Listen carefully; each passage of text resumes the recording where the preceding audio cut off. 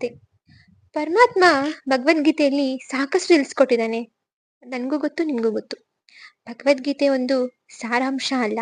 ಜೀವನ ಅನ್ನೋದು ನಾನು ಆಗ್ಲೇ ನಿಮ್ಗೆ ಹೇಳಿದ್ದೀನಿ. ಆದ್ರೆ ಭಗವದ್ಗೀತೆಯಲ್ಲಿ ಏನಿದೆ? ಇನ್ನು ಏನ್ ತಿಳ್ಕೊಬೇಕು ಅಂದ್ರೆ ತಿಳ್ಕೊಂಡಷ್ಟು ಆಳ, ತಿಳ್ಕೊಂಡಷ್ಟು ಜ್ಞಾನ ಭಗವದ್ಗೀತೆಯಲ್ಲಿದೆ. ಭಗವಂತನಿಗೆ ನಾವು ಎಷ್ಟು ಹತ್ರ ಇದ್ದೀವಿ, ಎಷ್ಟು ಹತ್ರ ಆಗ್ತಿದೀವಿ, ಎಷ್ಟು ದೂರ ಇದ್ದೀವಿ, ಎಷ್ಟು ದೂರದಿಂದ ಅವ್ನಿಗೆ ಹತ್ರ ಆಗ್ಬೇಕು. ಪ್ರತಿಯೊಂದು ನಾವು ಭಗವದ್ಗೀತೆಯಲ್ಲಿ ತಿಳ್ಕೊಬಹುದು. ಅವನು ಹೇಳೋದಿಷ್ಟೇ, ಕರ್ಮಗಳ ಪ್ರತಿಫಲ ತಕ್ಷಣ ಸಿಗುತ್ತಾ? ಖಂಡಿತ ಇಲ್ಲ. ನಾವು ಎಷ್ಟು ತರ ಕರ್ಮಗಳು ಮಾಡಿರ್ತೀವೋ ಅದರ ಪ್ರತಿಫಲ ಒಂದೊಂದಾಗಿ ಸಿಗ್ತಾ ಹೋಗುತ್ತೆ. ಒಳ್ಳೇದಕ್ಕೆ ಒಳ್ಳೇದು, ಕೆಟ್ಟದಕ್ಕೆ ಕೆಟ್ಟದ್ದು. ಆದ್ರೆ ನಾವು ಎಷ್ಟು ಒಳ್ಳೆತನದಲ್ಲಿ ಇರ್ತೀವೋ ಅಷ್ಟು ನಮ್ಗೆ ಆ ಭಗವಂತನ ಹತ್ರ ಸೇರೋದಕ್ಕೆ ಸುಲಭ ಆಗುತ್ತೆ, ಮತ್ತೆ ಅನುಕೂಲ ಆಗುತ್ತೆ. ಅವ್ನು ಹೇಳೋದು ನಮ್ಗೆ ನಮ್ಮ ಜೀವನಕ್ಕೆ ಮಾರ್ಗದರ್ಶನ.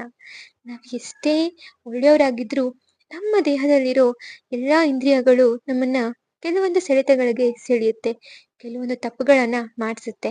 ಆದ್ರೆ ಅದೆಲ್ಲ ಮೀರಿ ನಾವು ಆ ಭಗವಂತನ ಸೇರೋದಕ್ಕೆ ಹಿಡಿತದಲ್ಲಿ ಇದ್ದು ಎಲ್ಲಾನು ಅವನೇ, ನಮ್ಮ ದೇವರು, ನಮ್ಮ ಪಾಲನೆ, ನಮ್ಮ ರಕ್ಷಣೆ ಎಲ್ಲ ಅವನೇ ಅನ್ನೋದನ್ನ ನಾವು ತಿಳ್ಕೊಂಡು ಅವನಿಗೆ ಹತ್ರ ಆಗೋಷ್ಟು ಮಾತ್ರ ನಾವು ಮಾಡ್ಬೇಕು.